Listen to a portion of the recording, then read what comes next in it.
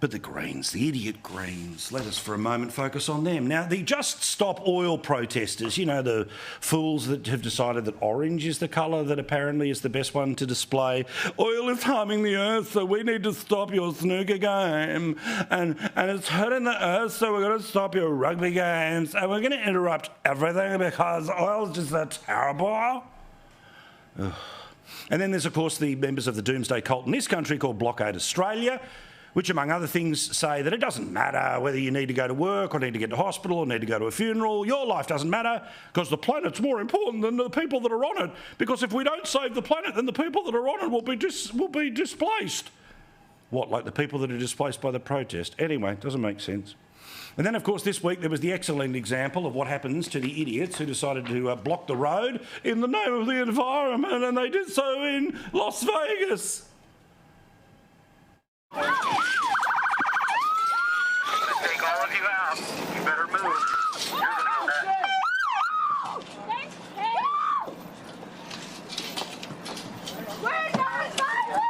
Get out now! Get out! On the ground! All of you on the ground now! Get on the ground! Get on the ground! I love this stuff, I really do. Well, whatever those protesters were about, be it the environment or be it about aliens, who cares?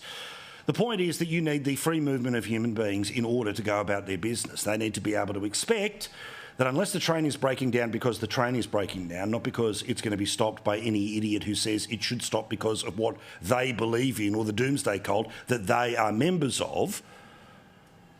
Well, guess who's just stepped up and said, you know what, more of this, please? An elected official.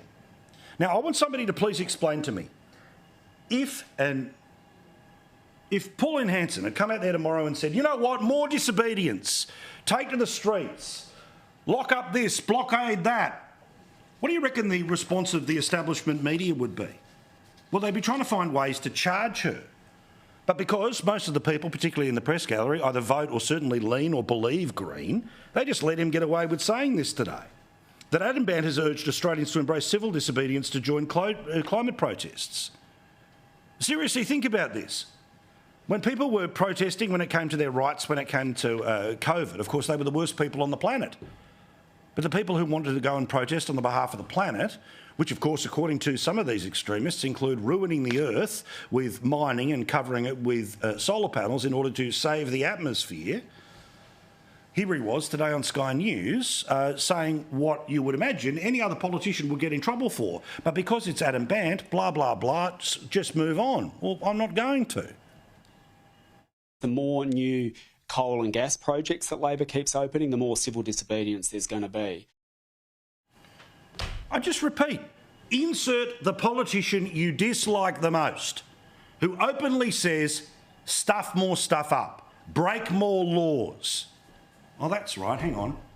The current political party that is the government of Australia, its single biggest funder and volunteer army is, of course, the union movement. And what did their boss say once? Well, it was okay to break a law if you disagreed with it. Again, imagine if somebody from the centre-right or wherever you want to put people had something like that to say.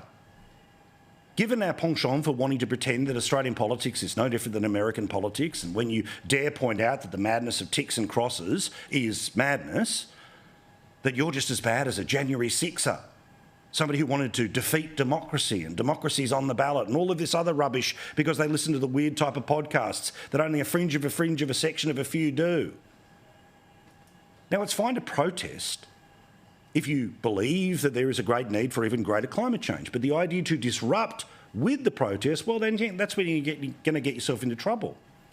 And also, isn't it interesting about the number of things they used to protest about almost every term that they don't protest about anymore? Are we supposed to believe that the entire planet is now completely okay because we're, 18 months into a new Labor government? Where are all of those protests from those school kids? Or do we just not talk about them anymore? In fact, there is a theme which is starting to develop here. Have you noticed? Which is that when the media or the left of politics decide that something that is happening to them is something that should be scandalised, or a politician that they don't like should be wrung out over the coals, generally everyone steps in and carries on. Whether the public actually joins in or not, who knows? But when it's one of their own, apparently it's okay for a travel rort. Apparently it's completely okay to go on holidays, even though your state is gripped by, among other things, crime problems, health problems, the very things that you are responsible for. Or again, in this case, we don't need to protest anymore because ScoMo's gone. And even though China is currently polluting the planet even more than when ScoMo was the Prime Minister, it's all okay because the Greens one day will end up in power, or at least are close enough to it. Perhaps the theme that we're going to try to discover tonight is sometimes noise is just noise. Sometimes the rage that comes from the left, be it Twitter, be it mainstream, or dare I say, establishment media, that maybe it's just noise. Because if the Australian people truly had a pub test that absolutely meant that Bronwyn Bishop had to go, or Scott Morrison was wrong to go on holidays, or won't someone listen to the children? You think somebody would be saying that it's beer o'clock and it's time for a pub test. Take your pick. On Palaszczuk, on Stephen Jones, on Richard Marles, or plenty of the other ones we're going to talk about tonight.